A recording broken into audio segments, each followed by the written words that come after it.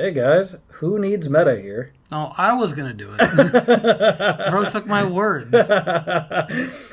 So this is an updated Dark Calling profile after I took it to an in-person Edison tournament over in Kansas City. Shout out to The Geekery for hosting a really fun event. It was 43 players. Yeah. Cash prize. It was pretty neat. I ended up making top 4 with it. We split top 4, so we never know who will actually win. Who actually won, but I went into the top 8 with a 5-1 record and ended 6-1. So it was pretty neat. It was a good showing for the deck. Sorry about the loss, brother. Yeah, the guy on the other side of the camera was my 1L.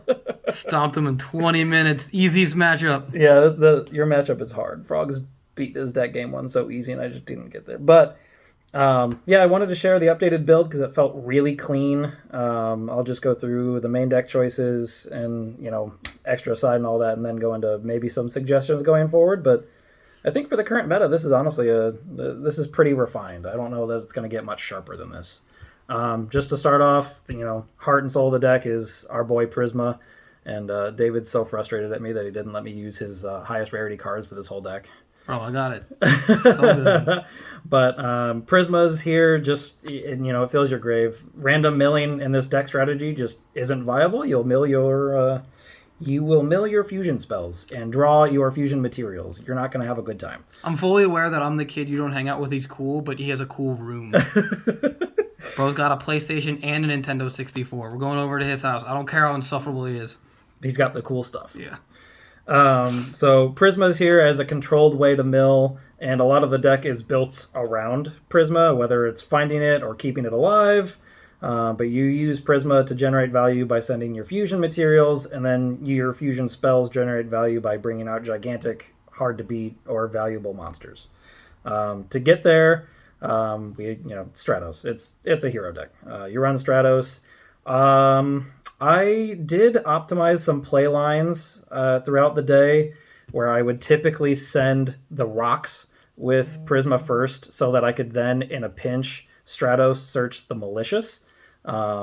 Just in case you're worried about Prisma summon getting interrupted, since priority doesn't work for it this format. It's a good way to make sure you have a calling live. Felt really solid all day to do that. I also use Stratos as just a searchable MST in half of my matches at one point or another. This is really reliable to do that to clear the way for a big guy to come through. Stratos, also searches Alius and Ocean in the deck. Ocean being a Prisma target with Terra Firma, so that you can make Miracle live turn 1 if you have it in your hand. Alius is there just sometimes you need a 1900 beater to get over a hamster. Other times it's there to send with Future Fusion if you really want to go for the spicy Divine Neos play. Which sometimes you have to reveal Divine Neos. I did do it once, and it did matter, so it was kind of funny. I'll get there. But that's it for the main Elemental Hero package in the deck. I'll get into the Fiends now. Here are the Prismable and Stratosable ones. Your Malicious Edge. You reveal Malicious Fiend, send those. It makes your Dark Gaia humongous. But sometimes you do also make the Malicious Fiend, and it matters. If you can land it, Malicious Fiend with a Dyna on the field so they can't attack it is a really good setup, but it's kind of hard to get there. It's also not an awful summon, frankly, especially with all the people running Hamster Raikos right now. It just trades well and does damage while getting value and then ending up in your graveyard for Dark Calling. Not an awful card, even if you draw it. Other Fiends, we do play 2 Caius. It's a good card. It's a level 6 Fiend, so it ticks the boxes for both Dark Gaia and Malicious Edge. Fiend, I always get those mixed up. Great card, and it's a little more supported in this version than my previous RBET 4 from last year, with cards I'll get to shortly. But Caius is a good card. Caius is Caius. The fact that it has secondary value is even better. One spice pick first, and I do also run one Infernal Prodigy, both to help with the tribute summons. It's pretty much that. You'll very rarely just special it out there to have a miracle target or something, but it's mainly for the tributes. The last Fiends I have in the deck, Gorz, good card. The fact that it has secondary Dark Calling value is great. And one main deck to Doomcaliber. My tech. Best card. It was Actually, very solid. I did end up siding it out against a few decks, like Frogs and Vayu, but I played against a few zombie players. It was really solid against them. I played against a Light Swarm player. It was great against them.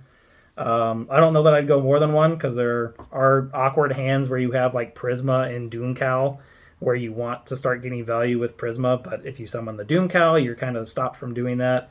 So I think one is kind of optimal. I did not side deck a second one, but it's a genuine consideration at this point. Potential flex spot, but I liked how it performed.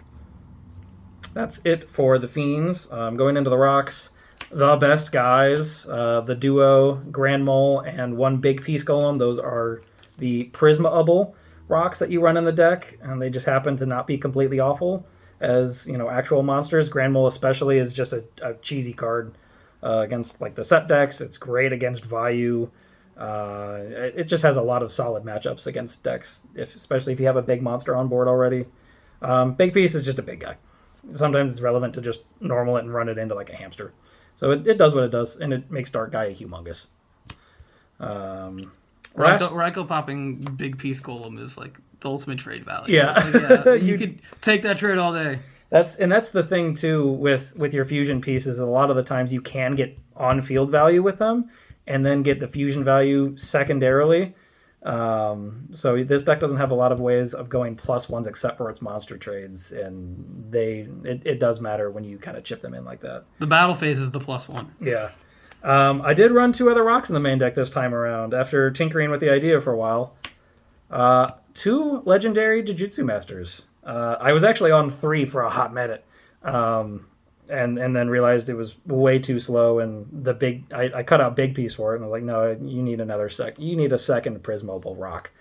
But honest to goodness, Jujitsu Master was phenomenal. Anytime I saw it, was able to set it, except for Frogs. It's just because they won't run into it. But it's insane against a lot of the meta. If, zombies will sometimes just normal summon a goblin zombie expecting to run into a Raiko and getting value, and they just hit a Jujitsu Master and they cry. It's good against Black Wings. It's great against value if they hit it with like an armed wing that they valued out or something like that. You might swap it out like I did against Frogs or other decks that are faster. You just swap these out for Dynas. But honestly, having 4 rocks in the main deck was really solid and made Dark Calling much more consistent to activate. I am very pleased with it. I don't know that I'll be dropping below 4 rocks anytime soon, whether it's these or Dynas in the main. Performed very well. It's important to note that it's not when it's attacked while face down and flipped. It's just in defense. So if they don't clear it, you have to work really hard to do it again. So like if they attack it with like a Bora or Shura or something like that, and they don't have Colute, they're gonna draw that card again. And even if they do Colute, they're forcing themselves to waste a better card than the card that you have. Yeah, it does. If Shura runs it over with Colute, they do both trigger, so they do not get robbed of like a Shura activation if they Colute over it, but you're still getting a lot of value out of it. I did have that happen against Black Wings, where they ran into it first with a Bora, thinking it was something pierceable, and then they had to also run over it with a Sirocco, and I got like 2 for 1 out of it, basically. It was insane.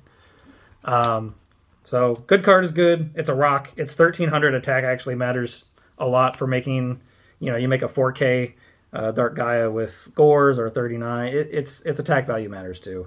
Last main deck card, one Snowman Eater. You need another water. I wish the Prisma-able waters were better and you could viably run 2 of them, but 2 ocean or, God forbid, an Aqua Dolphin, they're just too inconsistent. Snowman, if I ever see Future Fusion and I haven't seen it yet, I'll almost always send it first so that I can Prisma the ocean later. But it's just a good card. It helps with your tribute summons. It stalls against a lot of the meta.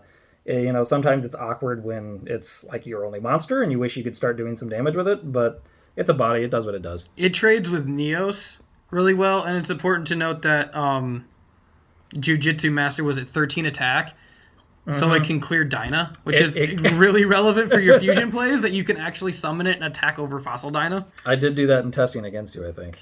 On to the spells. Of course, we're going to start with the fusions, and the one that we build the deck around, Dark Calling. You wish it could fuse from hand, field, and grave, but honestly, the fact that it can fuse from hand is actually extremely relevant. People will try to Dark Crow your Prisma sends in the graveyard, and if you have a redundant card in hand, you can just get that out of there and still resolve your fusion. I had my top 8 match do that to me. They crowed my Big Piece in grave, and I had Grand Mole in hand. Was still able to fuse with it. Or if your big fiends like Malicious, Edge, and Caius are just stuck in your hand with no tributes, it's mega neg to do so, but you can at least activate Dark Calling. And you can fuse under Zombie World. Yeah, I'll get to that, but I guess that did happen in one of my hero zombie matchups where they sided Zombie World. I thought I was skunked, but luckily I had a Rock and a Fiend in my hand to just put a big guy out there. So yeah, it matters a lot. Not last. Still on only 2 Miracle Fusion. I am a really staunch supporter of not running more than 2 of this card unless you have a second Prisma-able water, or you try to incorporate like the Frog Engine into this deck somehow, which I don't recommend, but you need a more consistent way of getting waters into the grave to make this card more reliable. Yes, Malicious Edge is an Earth. You can Prisma a lot of Earths so that you can potentially just make E-Hero Gaia. I don't think E-Hero Gaia is worth a 3rd Miracle Fusion. You'd rather just use Calling. So I'm sticking at 2 for now. Personally, I just want to see that card. I don't plan on resolving 3, but I want to see it. There were a lot of times in testing where I just saw multiple Miracle Fusions and I couldn't do anything with them. So that's why it's at 2 for now. Run 3 at your own risk. It will line up sometimes and feel great. Other times I just I didn't like it. And of course you run the Future Fusion. You cannot Future Fusion reveal any of the evil heroes, since their clause is that they can only be special summoned with Dark Calling or Dark Fusion, and Dark Calling acts like it, so you can't even reveal it to attempt.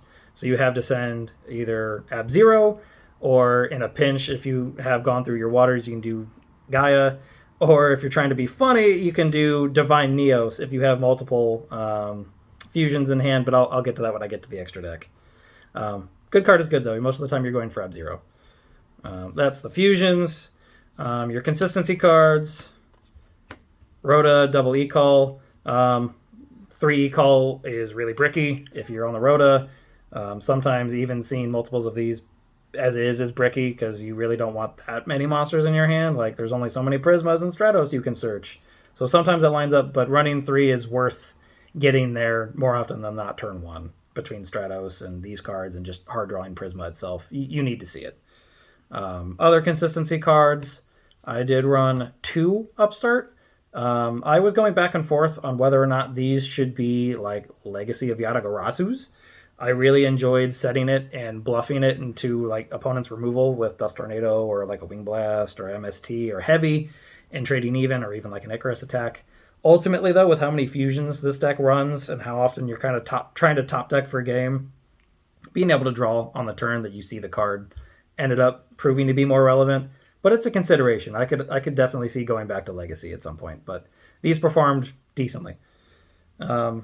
Last cards for the spells: Brain Con, Heavy, MST. No real need to explain those. Good cards are good. Brain for game is still as good as it ever has been. I remember in a few lists we weren't even playing it. Brain Con? Yeah. It's just with how much damage you put on the board as quickly as you do, you put your opponent on a 2-turn clock pretty consistently. So braining their card for game is just relevant. Even if, like, because you do still run Caius. Like, Brain Caius is still something you can do. But you do usually, their opponent loses the monster clause for the... Yeah. If you're tribute summoning with the evil hero. Malicious. Malicious Edge, yeah. Yeah. But it's still a good card. It still won me some games. Trap cards. These are the Protect Prisma cards. We have double Bottomless and double Deprison.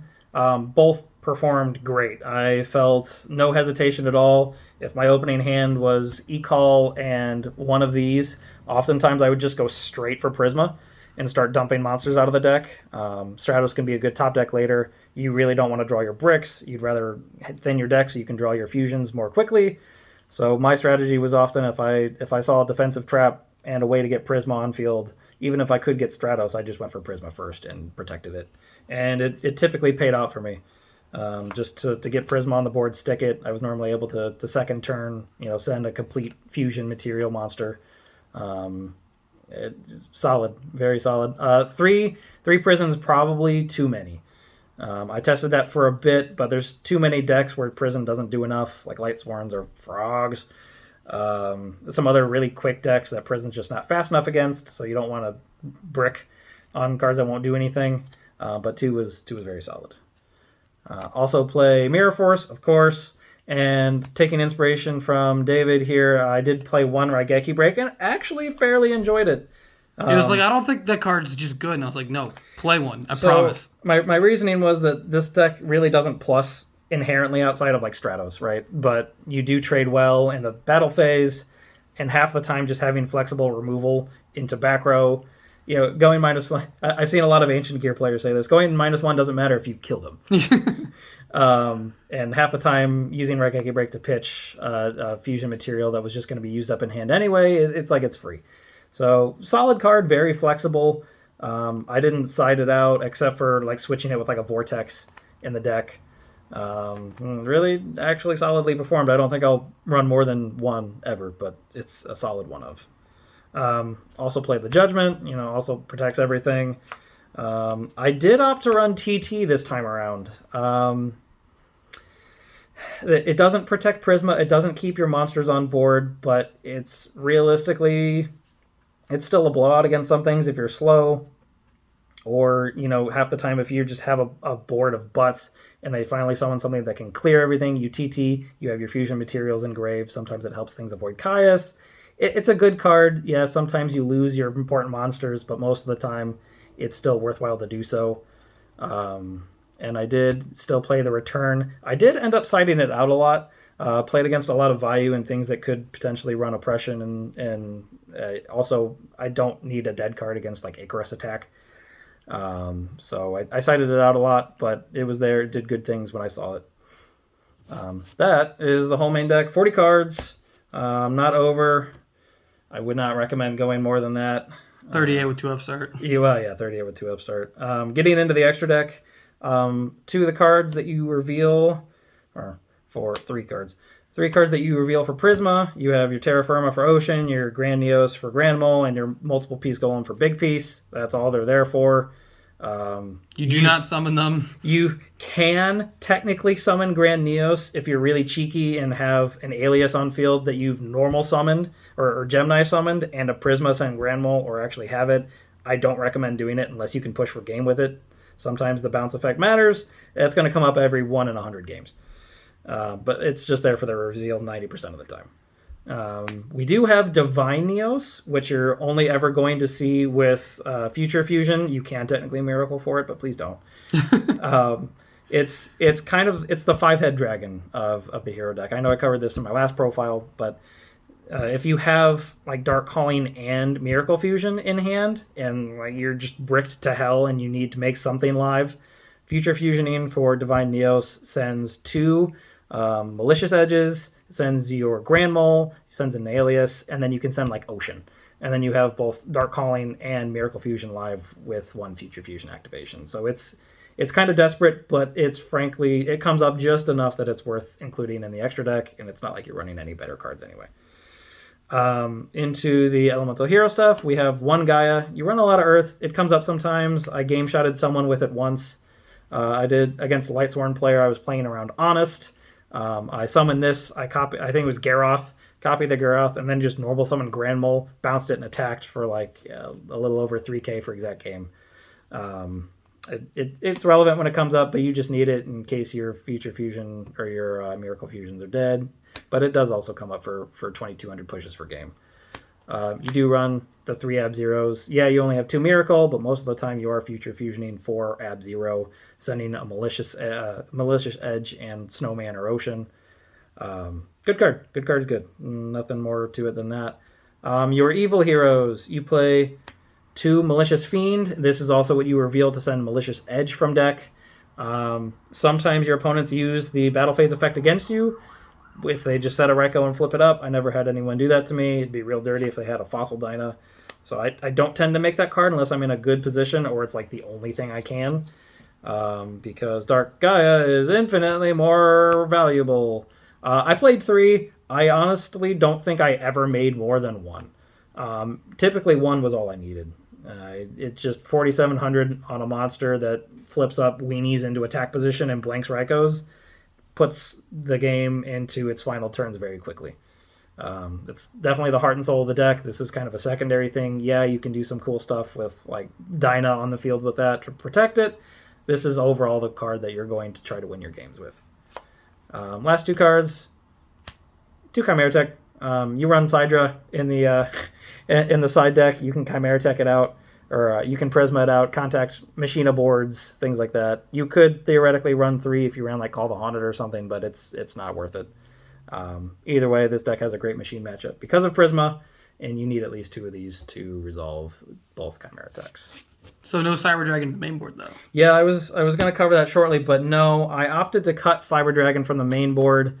Yes, it does help with tributes, but with how many set cards you have that are kind of sticky, I felt that in hand it would just get stuck a lot and do nothing for me there. You can't fuse with it. You could tribute a Jujitsu Master for a Cyber Dragon and do what?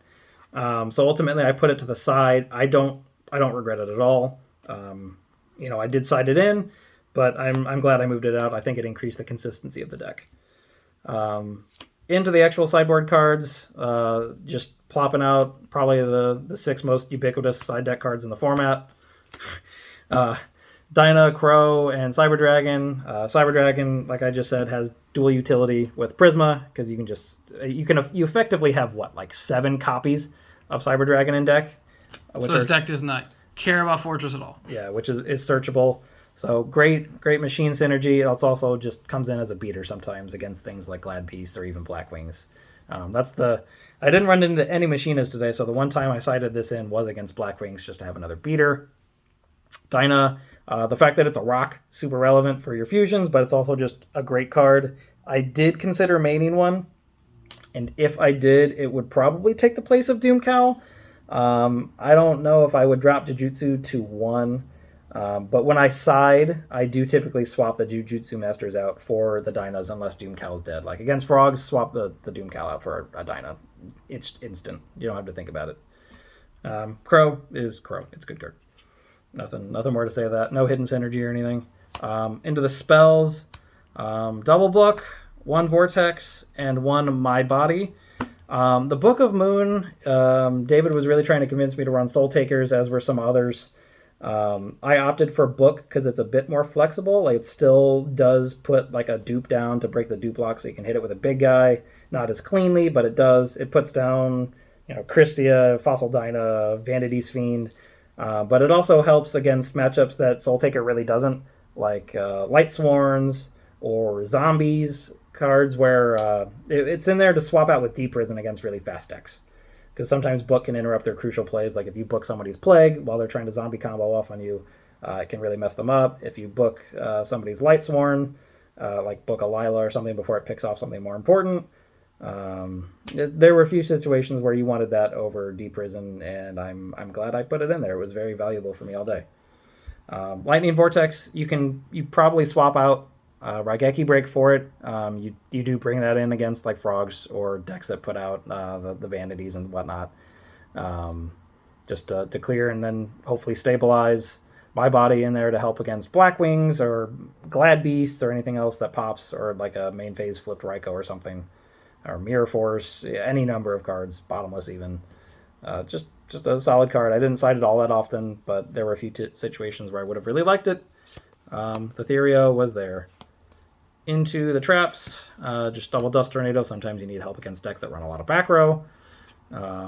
Mind Crush, it was there in theory for decks that I kind of have a hard time with, like Light Swarms. It's important to note that this was not technically a sanctioned event, so Mind Crush is ruled properly. Yeah. Which was nice. Didn't end up using it at all. It was the most unused card in my whole side deck, but it was in there for Light Swarms. It was in there for Dragon Turbo. It was one of my few true side deck cards for that, except for Dyna. And then lastly, I have 2 Pulling the Rugs for Frogs. That's about it. Maybe Heroes too, but definitely there intentionally for the Frogs. You want to go over the matchups? Yeah, I can real quickly go into my matchups, and I'll just plop some cardboard on the field so you have something to stare at. My first round, of course, as is tradition amidst 43 players, was David. This guy. So that matchup went very poorly. I definitely misplayed the first game, and no, was it the first game or second game where I missed lethal because you had threatening roar? Probably game 1. Yeah, one of them I missed exact lethal because he had threatening roar. But frogs are a hard matchup for the deck. You definitely have to side for it. Lost that one cleanly. I played against 2 hero zombie players, one in my second round and one in my fifth. My second round player, I 2-0'd, but in bottom line, Dark Gaia stole both games. It just puts them on a clock that they can't handle. Game 2 was the whole zombie world situation where I had to fuse from hand. Raigeki Break actually came in handy there because they were actually on psychics. I forgot it was a well hero zombie, so I Raigeki Breaks his Krebins and went for game once. That was really solid. I played against 2 Vayu players right after each other. My third and fourth round. My first Vayu matchup, I just kind of steamrolled him. He didn't see oppression. I saw MST, and that's a matchup where I used Stratos as MST also to clear back row, and then just swung in there for game. Blanked his Raikos and Hamsters with Dark Gaia. The second matchup, the first game was pretty standard. It was quick, but second game was very grindy. That's where Jujitsu Master really shined. I got several cards worth of value out of it by the end, between bouncing monsters and then making him trade spell and traps into it to remove it. Got to a point where it just got to the end of the game and he didn't have any back row left. I'd exhausted all of his Vayu uses. He hadn't seen burial, and I just pushed in. So that was great. My fifth round was against Blackwing. That was the only game up until top 8 that actually went to game 3. Icarus attack just lines up really well when you can't avoid lining up into it. You can typically read it pretty well. And if you just summon a big guy, you can kind of play around it, or you can make them like have to 3-for-1 you, which I did do on occasion just to make them out the card. And that's how I won my second game. I lost the first very cleanly. The third game it was very close, but Grand Mole actually won that game by continuously bouncing their synchros and being able to stall with it until I could draw a push for game. The sixth round was against Hero Zombies again. That was a funny game one where I pushed over a Spirit Reaper for 8k. He had me in a situation where he was trying to bait my heavy out, so he brain conned my Ocean and then miracled with it, which felt awful. I should have judgmented at some point there. But he ended with a board of Spirit Reaper, Ab-Zero, and some other monster that didn't end up mattering at the time. But I dropped Gorz. He cleared the token, couldn't clear the Gorz, and then next turn I was able to Dark Gaia and summon Prisma and attacked over the Spirit Reaper for lethal there, which was really amusing. That's about it. That was special in that one. My last game in top 8 was against Lightsworn. I just got outpaced immediately in game 1. Game 2, that was where I won with Elemental Hero Gaia and Grand Mole with a push for game. In game 3, I won with by blanking an Honest with Doomcal. I had game unless he had Honest, and I luckily had the Doomcal to blanket over a card. I don't remember, but it performed very solid in that matchup. And you can rush down Lightsworns in this deck to the point that they can't activate Judgment Dragon, which is what I ended up doing that third game against them. I couldn't go for lethal, but I brain conned his Judgment Dragon, summoned a Prisma, got him down to like 500 life points, and then just set like a D-Prison. So I had an easy out to JD and then just went in from there. They couldn't do much. So the clock matters, big damage, big bodies. Overall, I think the deck performed fantastic. I loved how it felt. Even my bricky hands felt playable as long as I didn't get rushed down turn 1. So that's about it. I hope you guys enjoyed. Leave some comments, do whatever you want, but I had a lot of fun with this deck, and I hope you'll try it out. You have to say like and subscribe. Oh, that's the algorithm play, right? Yeah, say like and subscribe. Like and subscribe, guys. Thanks for watching.